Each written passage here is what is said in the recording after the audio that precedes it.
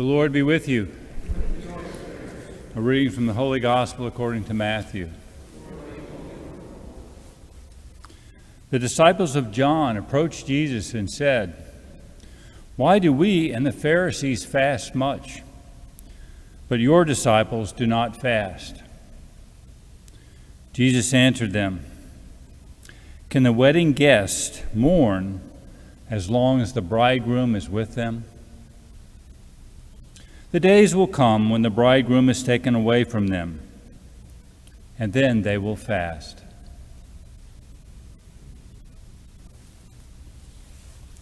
The Gospel of the Lord.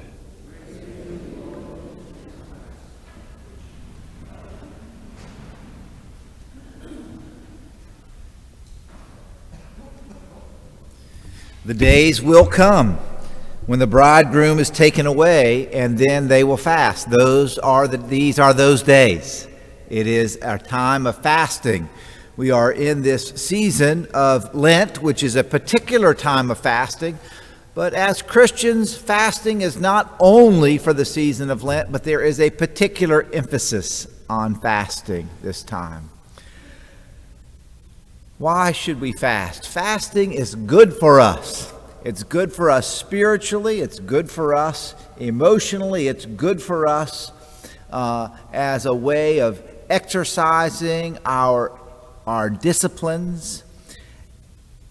You know, a few years ago, we had a big Hurricane Katrina. Y'all remember that one, I think. And I was assigned to the cathedral. And there was a deacon there named Deacon Ben Wimberly. And Deacon Ben and I were talking about how the hurricane had affected the world. And he said something that I've repeated many times. I've quoted him on this. It's kind of sunk into me deeply. And over and over again, I thought it's a wise thing to say or understand. He said, "You know, Father Mike, Katrina didn't cause people to be greedy and price gouging. And Katrina didn't cause people to be generous and giving. Katrina just gave people an opportunity to be who they were. It didn't cause people to be away.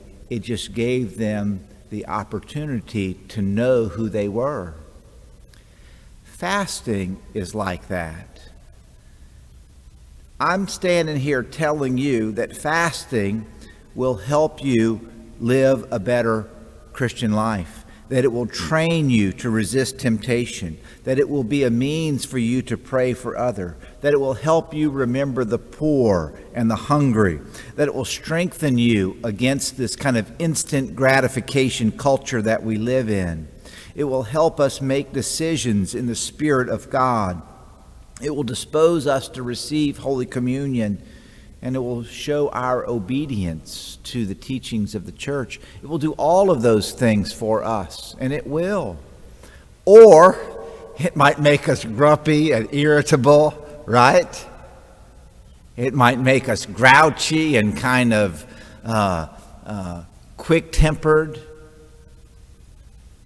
But really, fasting isn't going to do that to us. It might just expose that in us.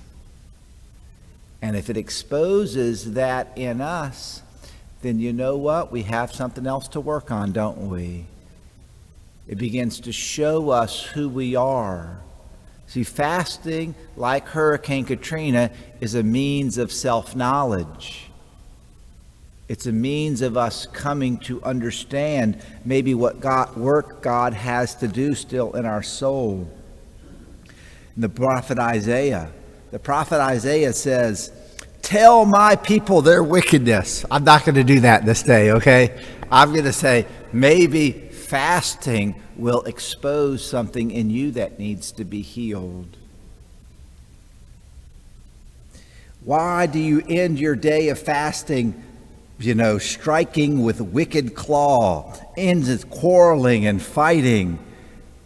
And so, our Lord is telling us through the prophet Isaiah that if our fasting is quarreling and fighting and bothering other people and being demanding and short-tempered, Well, my brothers and sisters, let's let the fasting that we do give us the grace to have self-knowledge, to humble us, that we would seek God's healing, God's presence. I put this list out. It's still out. All these wonderful reasons to fast. And another one is it exposes our interior to ourselves. So today I hope that you fast. I hope that you fast throughout this season of Lent. I hope that it is good for your spiritual self-knowledge and growth, even if it might make you a little irritable and difficult at times. Well, let that be an occasion for you to grow in grace.